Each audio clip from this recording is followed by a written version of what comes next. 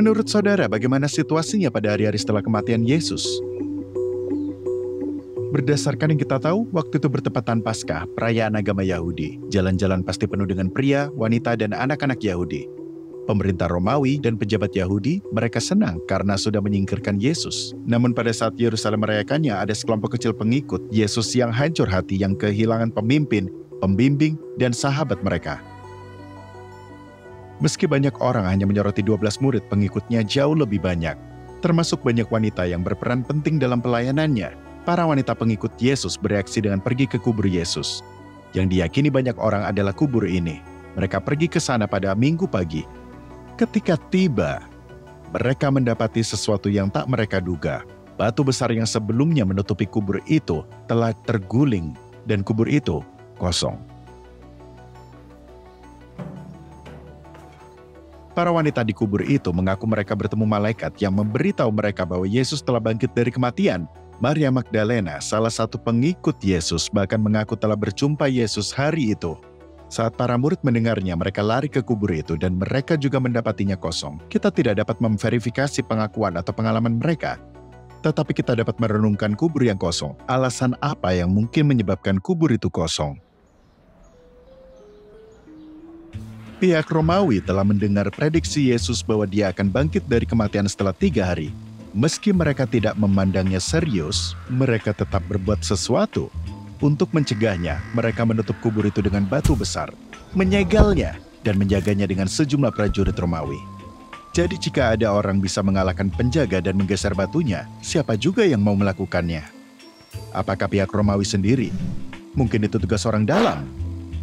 Mereka jugalah yang menaruh penjaga ekstra. Jadi secara teknis, mereka yang mengontrol mayat itu dan mereka dapat berbuat apa saja.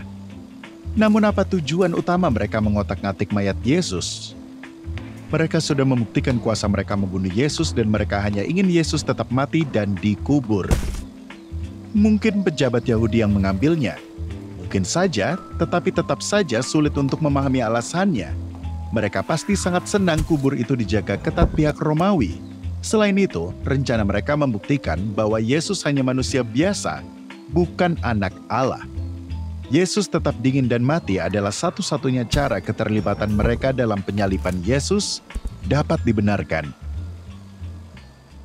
Ini intinya bagi saya. Jika satu dari 2 kelompok berkuasa ini telah mengambil mayat Yesus karena alasan yang tak diketahui, mereka pasti dengan cepat menunjukkannya.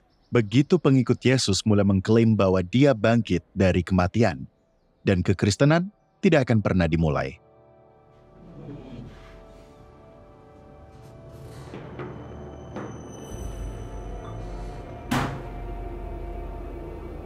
Mungkin kita perlu bertanya, apakah cerita kebangkitan Yesus hanya karangan? Mungkin itu hanya tambahan dari para murid?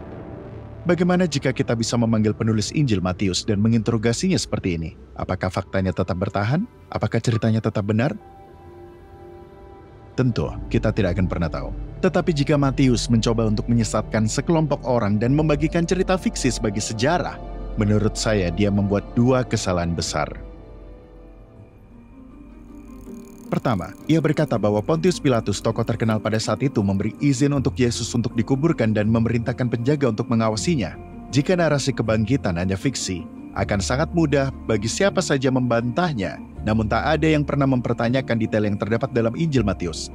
Ia bahkan mengatakan kejadian ini terjadi di kubur milik Yusuf Arimatea. Yusuf atau kerabatnya yang masih hidup mudah saja menyangka cerita ini sejak awal jika hanya karangan. Kedua, dan sedihnya, abad pertama merupakan dunia yang sangat berbeda. Persamaan hak bahkan belum terbayangkan. Kesaksian saksi mata wanita tidak dianggap sah kecuali jika didukung oleh pria. Namun dicatat bahwa wanitalah yang pertama bertemu Yesus yang bangkit. Jika saudara mengarang cerita ini, saudara takkan memilih saksi yang tak dapat dipercaya sebagai sumber utama, kecuali jika memang begitulah yang terjadi.